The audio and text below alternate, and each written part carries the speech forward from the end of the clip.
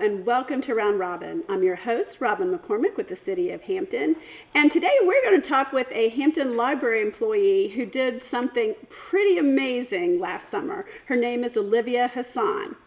Welcome back. Good morning. How are you? Good. Now, you've been on before to talk about children's programming because that's your specialty. Yes. But today, it's like what I did during my summer vacation last year. It is. Yeah, so tell people where you were and why. Yeah, so I was in Dakar, Senegal, which is in West Africa. I was there for 7 weeks for a library fellowship at their research center. So it was an opportunity that came to me through email, and I just knew I had to apply. Yeah, so it's work, but it's also, growth on a personal level and seeing another country. I'm just going to assume you'd never been to Senegal before. Right, I have never been. I have been to Morocco, so I've been kind of in the region, but I've never been to this country. So it was really, really exciting to go. It was professionally and personally really impactful. Yeah, so who created this program and how did you hear about it? Yes, so this program is through the West African Research Association. They are through Boston University. They do a lot of work with PhD students, researchers, and then they also do library work. So neat. So you went there for 7 weeks and worked in their library. Yes. So at the Research Center, they have a number of classrooms and facilities that they have, but they also have a library on site. They have an American Studies room and an African Studies room, as well as a number of places for students to study and work and sign up for the library. What language do most people speak in Senegal? Excuse my ignorance. So the national language is French, but primarily people speak Wolof, which is a local language to Senegal, and you'll hear that everywhere you go. Oh, really? Was that very hard for you to understand? Do very many people speak English?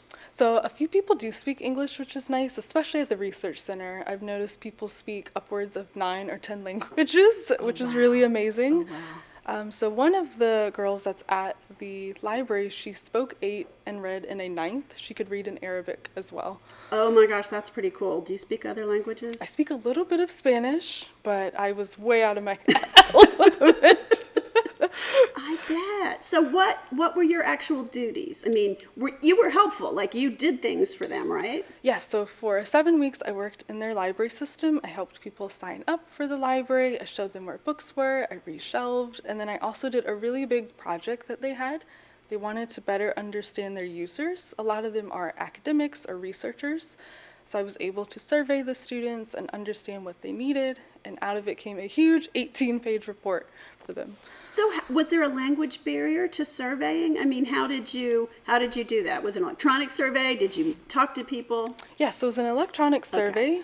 Primarily, most of the people there did speak English as one of their languages that they spoke. But whenever I had an issue, women that worked at the library were able to translate from French or Wolof into English for me. So this was, it was different than the Hampton Public Library in that it was pretty much focused on research and grad students, but what is the difference in the way people use libraries there, or is there? So I would say this library over there is a lot quieter. It's much more research-based. A lot of people are earning PhDs, and our libraries here can be very similar in academic settings, but our Hampton Public Library is really noisy and lively in some days, and then some days it's really quiet for study, so. Especially because you're in the children's area. I'm in the children's That is probably department. The loudest area. I say we are a noisy bunch of people. Well, did they have children and families who used that particular library, or did they go somewhere else? So they have other library facilities and internet cafes, which is very popular there. So families didn't use it quite as often. That's interesting because here, a lot of people use our libraries to get the internet connection. And now, I don't even know if we've announced this, they all have Wi-Fi, which they didn't used to have. You used to have to go in and, plug in or use one of our computers. So that's been probably a big change for our libraries. Yeah, we have Wi-Fi in the building as well as in the parking lot, and extends quite a bit. So it's been very COVID-friendly for a lot of people. But it also gives great access. Yeah, that's wonderful. So what did you learn, if anything, that you brought back to Hampton? Yeah, I was able to see how they catalog materials and work with their users. So I've been able to apply that here in Hampton, which is really nice, but I was also able to help them quite a bit.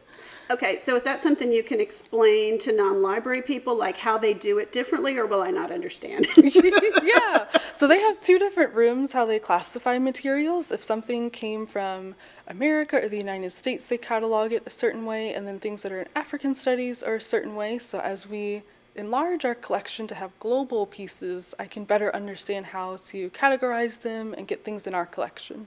So we're using an American library system for cataloging, and there's an international sort of model or other types of ways to do it. They have a very big international model. A lot of their students are American studies students, so they closely watch how American politics are happening, American studies, culture. It's been exciting to kind of see my own culture represented somewhere else. Yeah, it's so different. Well, what about the culture there? What did you learn? What was exciting to you? Yeah, so I lived with a host family for 7 weeks, which was really nice. So I had my own bedroom and bathroom and balcony, and I was able to stay with them, and they made all of the meals, and I got to really watch what a family looks like in Senegal, which was exciting. And they had 2 young children as well, so I could see how it was fun for them and out on their bikes and playing. So kind of the same in a lot of ways. Yeah, it was a lot of parallels, a lot of similarities. I would say you see the culture is really pretty. I think one of the bigger differences is Islam is really popular, so you'll see a lot of mosques, which you do here in the U.S. too, but it's very, you very don't see prevalent. a lot. Yeah, so that is their main religion, and you'll hear prayer calls and things, but the culture is really pretty and lively. So the shirt you're wearing, you got that there? Yeah, so it's really popular there to have clothing made, which is really nice. So you can go into a boutique or a shop, you can get the fabric, and you walk into any tailor that you would like, and they can custom do any pieces that you would like to see. Wow, that's really neat. Like that skill, you can get something tailored to fit here, but there aren't a lot of people who are, dressmakers or whatever by trade. It's amazing, and you can say whatever style you would like, any type of fabric that you would like. And I said, hey, one of my last pieces, I would love to have like a blouse or a top. And she said, I'll get it to you in a week, and I'll deliver it to your home. I'm like, oh my gosh. Did you buy a lot of stuff over there? I totally would have. I did. I brought back a ton of great things, from wood carvings to clothing, fans, shea butter, all kinds of great things. That is wonderful. Thank you. So what was like the most special thing about it? What really stands out to you when you look back? I think the relationships that I made stand out to me the most. I still stay in contact with everybody that's over there through WhatsApp or through Instagram, and actually one of the PhD students was from London. She's a wonderful woman that's studying anthropology, and I just spoke to her this morning. That is so cool. So there's more travel in your future. I can see you will go to London and visit her and visit I was some to say, of I the would other love people. to visit. She's doing a wonderful job, and I've always really loved to travel. So I've been to 7 countries, so I've got a long way to go. I don't know. That's pretty good Thank for you. your age. Wow, probably more than I've been to. So I'm getting my stamps. Good. How did your coworkers, were they jealous? Were they interested? How did you share what you learned and what you experienced over there? Yeah, so they were really excited, and very sweetly, everyone on my team got me a card. So I have a little collection of cards that wished me good luck, and I've got little giraffes and things that they gave me. It was really sweet and really cute. And we kept emailing throughout the weeks, and then when I came back, I did a big debrief. Everyone wanted to know everything. Oh, I bet. Yeah.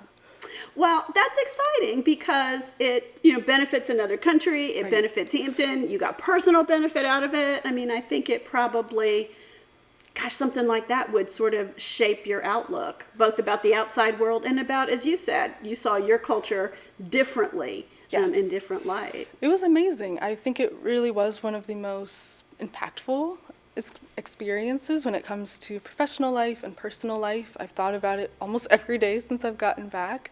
And it's really exciting to be able to meet new people and see how the world works.